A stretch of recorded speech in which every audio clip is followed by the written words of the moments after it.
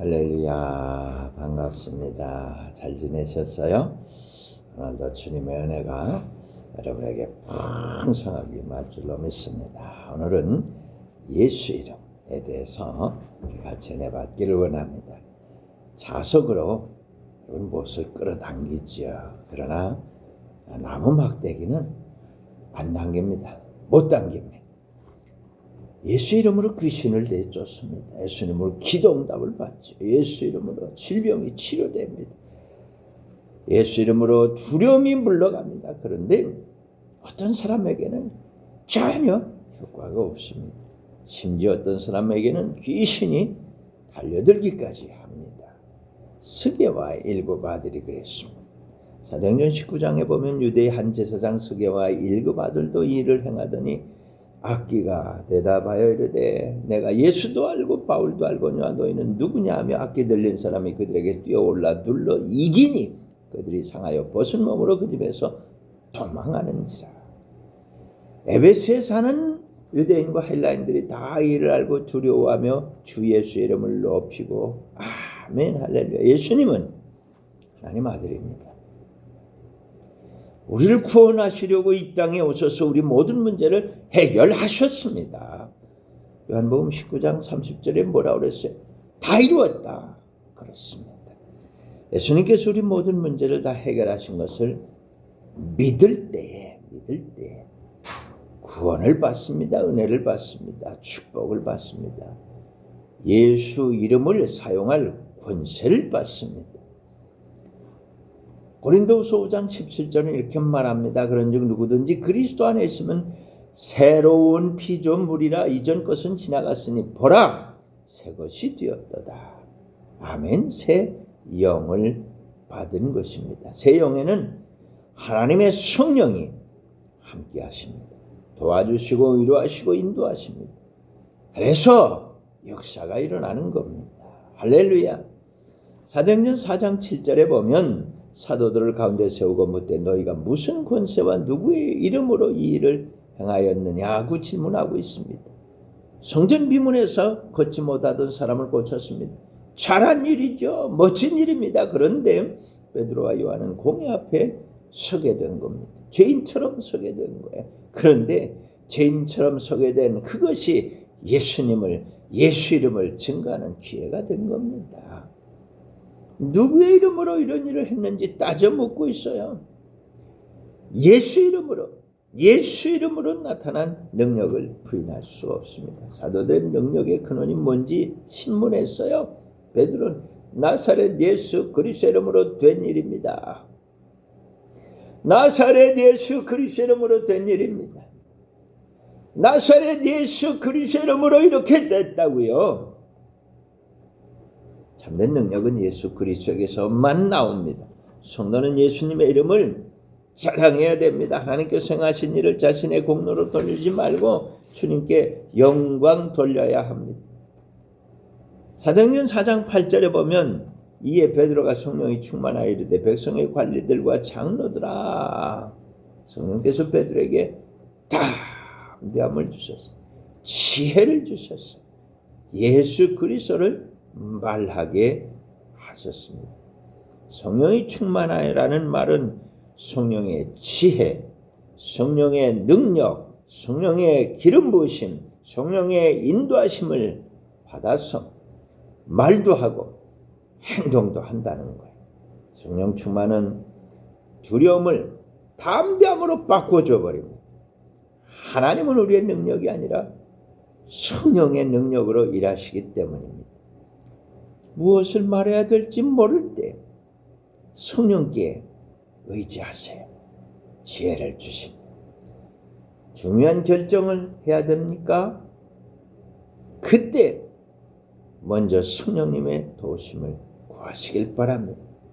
성령님께서는 필요한 말을 주시고 용기를 주시고 승리를 주시는 것입니다. 사도행전 4장 9절입니다. 만일 병자에게 행한 착한 일에 대하여 이 사람이 어떻게 구원을 받았느냐고 오늘 우리에게 질문한다면 너희와 모든 이스라엘 백성들은 알라. 너희가 십자가에 못 박고 하나님이 죽은 자 가운데서 살리신 나사렛 예수 그리스도의 이름으로 이 사람이 건강하게 되어 너희 앞에 섰느니라. 아멘.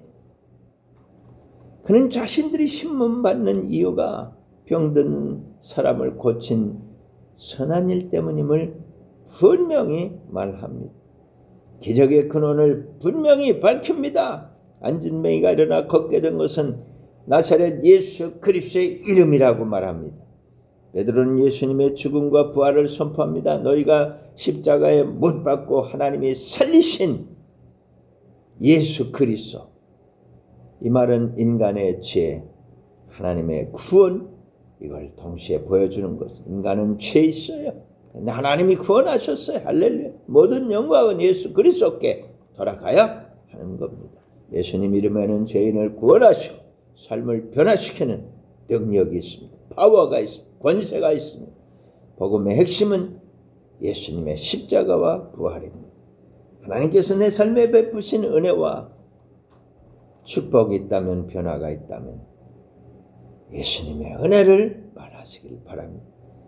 우리가 말하는 그 간증이 누군가에게는 구원의 통로가 되는 것입니다. 할렐루야. 사도행전 4장 11절은 이렇게 말합니다. 이 예수는 너희 건축자들의 버린 돌로서 진모퉁이의 머릿돌이 되었느니라. 엄청난 얘기를 하고 있습니다. 버린 돌, 건축자들은 쓸모없다고 버렸습니다. 예수님은 지도자들과 백성들에게 배척받고 십자가에 못 박혔으면 버림받았어요. 그런데 머릿돌이 되었어요. 모퉁이 돌이 되었어요. 건물 전체를 지탱하고 방향을 결정하는 가장 중요한 돌이 되었습니다. 하나님께서는 사람들이 버린 예수님을 구원의 중심에 딱 앉히셨어요. 구원의 중심에 세우셨어요. 구원의 중심에 두셨어요. 사람의 판단, 그것과 하나님의 판단, 그것이 이렇게 다르다 그 말이에요. 세상은 가치 없다고 하는데 하나님은 귀하게 사용하시는 겁니다. 예수 그리스도는 우리의 믿음과 구원의 유일한 기초가 되어주셨습니다.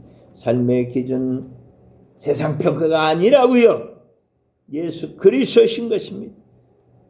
여러분, 사람들 함부로 판단하면 안 돼요. 하나님께서 어떻게 사용하실지 누가 하냐 말이에요. 하나님만 하시는 거예요. 할렐루야.